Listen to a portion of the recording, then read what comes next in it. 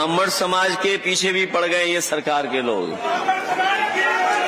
ये हमारे जो सबसे पहले पीढ़ी है, जो पी है, उन्हीं के पीछे पड़ गए हैं।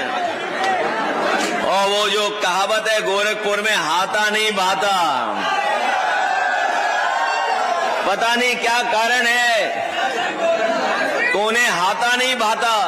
नमस्कार दोस्तों, आप देख और सुन रहे हैं मुद्दे की बात। और आज का मुद्दा है वर्ष 2027 में उत्तर प्रदेश में होने वाले चुनाव में समाजवादी पार्टी और ब्राह्मण वोट की राजनीति। क्योंकि उत्तर प्रदेश में करीब 12 से 14% ब्राह्मण आबादी बताई जाती है और माना जाता है कि इस आबादी का लगभग 110 विधानसभा सीटों पर सीधा असर है। 12 जिलों में आबादी करीब 15% तक है, यानी जिसने ब्राह्मण समीकरण साधा उसने आधी चुनावी कहानी लिख डाली। और शायद यही वजह है कि समाजवादी पार्टी का पीडीए अब वो नहीं चल रहा जो 3 साल पहले चल रहा।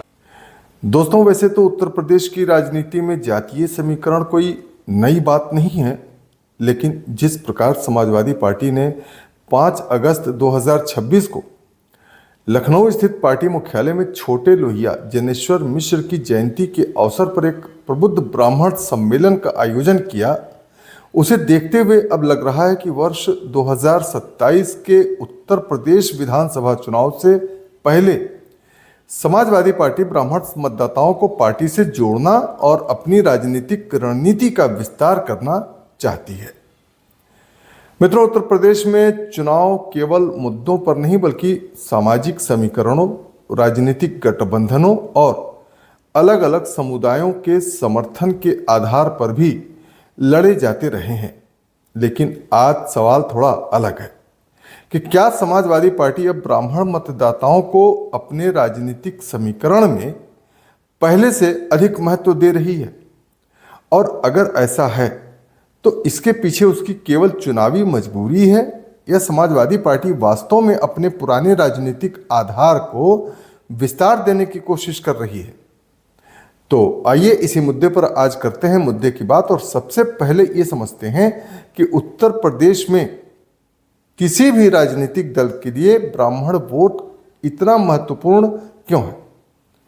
तो हम आपको बता दें कि उत्तर प्रदेश की राजनीति में ब्राह्मण समाज की राजनीतिक भूमिका लंबे समय से महत्वपूर्ण रही है। ब्राह्मण मतदाता संख्या में भले ही किसी एक चुनाव में निर्णायक बहुमत न बनाते हों, लेकिन प्रदेश के अलग अलग क्षेत्रों में उनका प्रभाव केवल उनकी संख्या से नहीं है बल्कि उनके सामाजिक और राजनीतिक नेटवर्क से भी जुड़ा रहा है। यही कारण है कि उत्तर प्रदेश की लगभग हर बड़ी राजनीतिक पार्टी समय समय पर ब्राह्मण समाज तक पहुंच बनाने की कोशिश करती रही है। कांग्रेस ने लंबे समय तक ब्राह्मण नेतृत्व के माध्यम से अपनी राजनीति को मजबूत किया। उसके बाद बहुजन समाज पार्टी ने भी एक दौर में दलित ब्राह्मण सामाजिक समीकरण बनाने की कोशिश की थी। भारतीय जनता पार्टी ने भी ब्राह्मण समाज को अपने व्यापक हिंदुत्व और सामाजिक गठबंधन का महत्वपूर्ण हिस्सा बनाया। और अब सवाल यह है कि समाजवादी पार्टी इस समीकरण में अपने लिए कितनी जगह बनाना चाहती है। तो इसको समझने के लिए हमें पहले ये समझना जरूरी है कि समाजवादी पार्टी की मूल राजनीति क्या रही है। दोस्तों, वैसे तो समाजवादी पार्टी की राजनीतिक पहचान लंबे समय तक यादव मुस्लिम सामाजिक समीकरण के साथ जोड़ी जाती रही है, लेकिन राजनीति में कोई भी पार्टी हमेशा एक ही सामाजिक समूह के सहारे सत्ता में नहीं रह सकती। और यही कारण है कि पिछले कुछ वर्षों में समाजवादी पार्टी ने अपने सामाजिक आधार को व्यापक बनाने की कोशिश की है। पार्टी ने पिछड़े वर्गों के साथ साथ दलित, अल्पसंख्यक और सवर्ण समाज के विभिन्न वर्गों तक पहुंच बनाने की रणनीति पर भी जोर दिया है। और इसी संदर्भ में ब्राह्मण समाज का महत्व बढ़ जाता है। लेकिन यहीं पर एक सवाल यह भी उठता है कि ब्राह्मण समाज भला सपा की ओर क्यों देखेगा। तो देखिए, आज आने वाले चुनाव के मद्देनजर यह सबसे महत्वपूर्ण प्रश्न है। और आप जान लीजिए कि किसी भी राजनीतिक दल के लिए केवल यह कहना पर्याप्त नहीं हो सकता है कि हम ब्राह्मण समाज के हितैषी हैं, क्योंकि आज का मतदाता पूछता है कि आपने ब्राह्मण समाज के लिए क्या किया, आपके संगठन में प्रतिनिधित्व कितना है ब्राह्मण समाज का और आपके ब्राह्मण उम्मीदवार कितने हैं? आपकी सरकार में ब्राह्मण समाज की राजनीतिक भागीदारी क्या रही है और आगे क्या होगी? और सबसे महत्वपूर्ण सवाल यह है कि आपकी नीतियां और आपकी राजनीतिक भाषा ब्राह्मण समाज के लिए क्या संदेश देती हैं? यानी केवल चुनाव के समय ब्राह्मण सम्मेलन कर देने या नेताओं को मंच पर बैठा देने से वोट का अस्थायी स्थानांतरण नहीं होने वाला है, बल्कि आज की डेट में समाजवादी पार्टी यदि ब्राह्मण मतदाताओं को अपने साथ जोड़ना चाहती है तो उसके सामने सबसे बड़ी चुनौती उसके विश्वसनीयता की है। राजनीति में धारणाएं बहुत महत्वपूर्ण होती हैं मित्रों। किसी पार्टी के बारे में समाज के किसी वर्ग की वर्षों से बनी हुई राजनीतिक धारणा को बदलना इतना आसान नहीं होता। इसलिए सपा के सामने आज प्रश्न यह है कि क्या वह ब्राह्मण समाज को केवल चुनावी वोट बैंक के रूप में देखती है या उसे अपनी राजनीतिक सामाजिक संरचना का कोई अस्थायी हिस्सा बनाना चाहती है।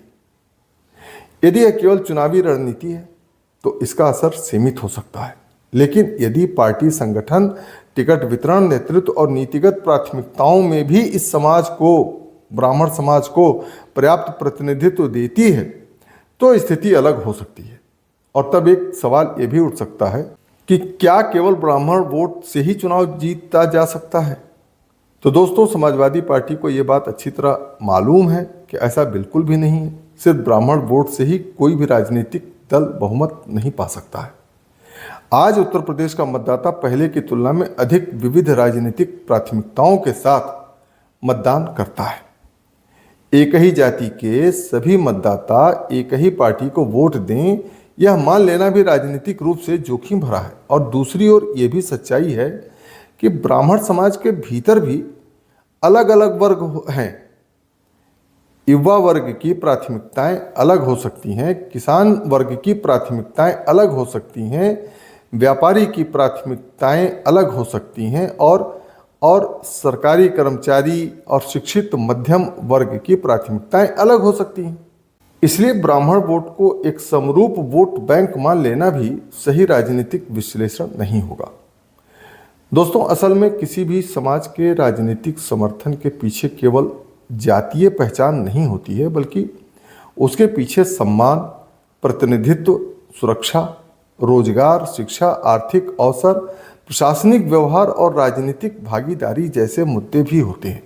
इसलिए अगर समाजवादी पार्टी वास्तव में ब्राह्मण समाज के बीच अपना प्रभाव बढ़ाना चाहती है तो उसे चुनावी नारों से आगे जाना होगा और उसे यह बताना होगा कि ब्राह्मण समाज के लिए उसकी राजनीतिक दृष्टि क्या है और उससे भी महत्वपूर्ण कि उस दृष्टि को लागू करने की उसकी राजनीतिक इच्छा शक्ति कितनी मजबूत है।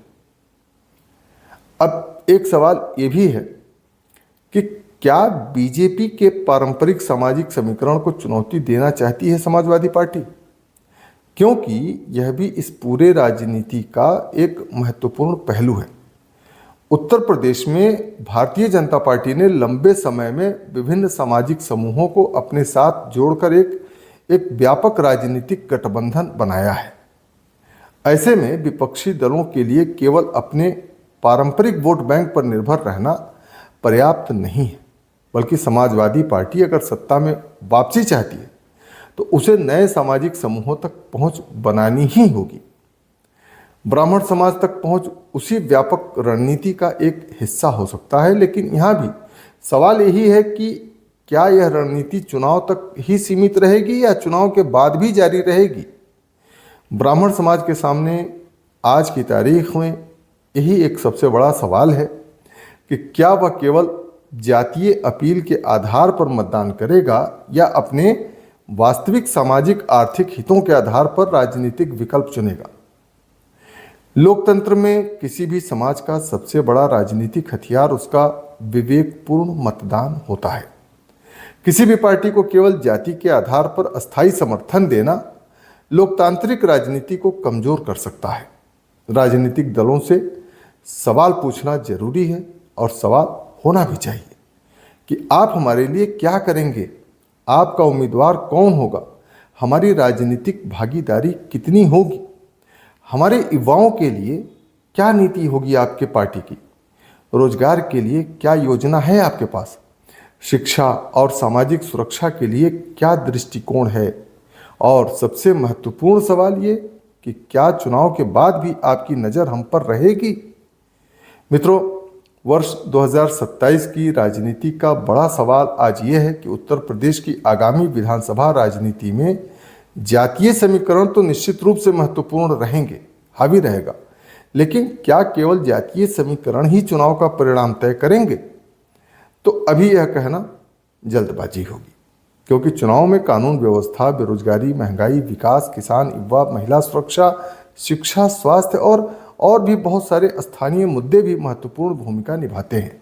इसलिए अगर समाजवादी पार्टी ब्राह्मण मतदाताओं को अपने साथ जोड़ने की कोशिश कर रही है तो यह उसके लिए एक राजनीतिक अवसर भी है और चुनौती भी।